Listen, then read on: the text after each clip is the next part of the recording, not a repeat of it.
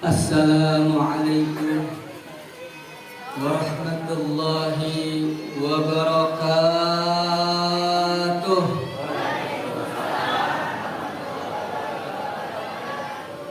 Bismillah, walhamdulillah, wassalatu wassalamu ala rasulillah Sayyidina wa maulana Muhammad ibn Abdillah wa ala alihi wa sahbihi wa man walah wa la hawla wa la quwwata illa billah, amma ba'du. Subhanaka la ilma lana illa ma 'allamtana innaka antal alimul hakim. Rabbi shrah li sadri wa yassir li amri wahlul 'uqdatam min lisani yafqahu qawli. Amin ya Allah ya Rabbal alamin. Alhamdulillah. Wallah, berdirinya saya di sini tidaklah pantas, apalagi kalau untuk menasehati Bapak dan Ibu sekalian. Namun hada adalah amr daripada sahibul majlis. Ibu-ibu tolong, Habib minta tolong betul. Ya, saya dari pagi tamu ini, ya jangan sampai saya teriak-teriak. Tolong didengarkan, jangan ada yang ngobrol, didengarkan. Biar pulang bawa berkat, bawa manfaat. Maka mudah-mudahan apapun yang bisa saya sampaikan di kesempatan malam hari ini menjadi sesuatu yang bermanfaat, khususnya buat pribadi dan mudah-mudahan buat kita semua. Amin ya Rabbal. Pertama-tama yang saya hormati, salam ta'zim kepada segenap para habaib dzurriyyatur Rasulillah sallallahu alaihi wasallam, yang tentunya wajib untuk kita mencintai pada para dzurriyyah Rasulullah sallallahu alaihi wasallam. Dan ini pun yang difirmankan oleh Allah Subhanahu wa taala dalam ayat yang sering kita dengar, "Qul la as'aluka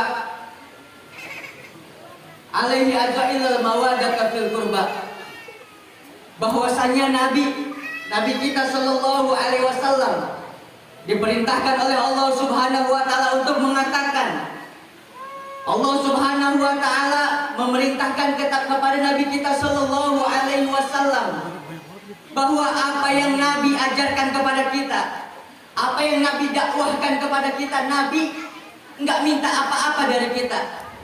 Nabi enggak minta sesuatu dari umatnya kecuali satu, untuk kita berbuat baik, untuk kita mencintai kepada keluarganya.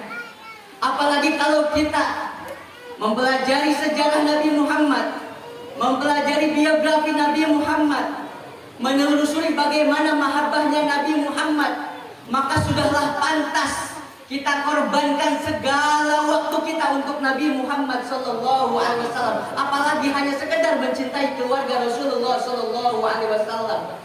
Karena sering disampaikan oleh para ulama, sering disampaikan oleh para kiai, bahwasannya Nabi kita sallallahu alaihi wasallam tidak. Kita sering mendengar kisah tersebut bahwa Nabi Muhammad tidak akan mau masuk ke dalam surga kecuali akan memastikan terlebih dahulu bahwasannya tidak ada satupun dari umat Nabi Muhammad sallallahu alaihi wasallam ada di neraka Allah Subhanahu wa taala. Maka sudah seharusnya apa yang diinginkan Nabi dalam satu riwayat yang lain, wa ahibbu ahla baiti li hubbi, cintailah oleh kalian keluarga Nabi Muhammad, cintailah oleh kalian zuriyah Nabi Muhammad sallallahu alaihi wasallam atas dasar karena cinta kalian kepada Nabi Muhammad sallallahu alaihi wasallam. Jemaah yang semoga dirahmati oleh Allah Subhanahu wa taala, kecintaan inilah yang perlu kita tanamkan kepada anak-anak kita. Kecintaan inilah yang perlu kita hadirkan ke dalam hati kita, Apalagi saudara, kita harus sadar bahwasannya kita hidup di akhir zaman, zaman yang penuh dengan fitnah. Segala macam informasi dapat kita temui lewat handphone kita. Saat ini terjadi muncul orang-orang yang mengajarkan kebencian kepada Ahlul Bait Rasulullah sallallahu alaihi wasallam. Saat kita agar jauh daripada keluarga Nabi Muhammad sallallahu alaihi wasallam. Maka pesan kami dalam waktu yang sangat singkat ini, jauhkanlah anak-anak kita. Andai kata anak kita masih dimasukkan ke madrasah-madrasah, pesantren-pesantren, maka pastikanlah yang mengajar di dalamnya adalah orang-orang yang cinta kepada dzurriyyah Rasulullah sallallahu alaihi wasallam. Pastikanlah yang mendidik anak-anak kita adalah orang-orang yang mengenal kemuliaan Rasulullah dan mengenal kemuliaan mahabbah kepada Rasulullah sallallahu alaihi wasallam.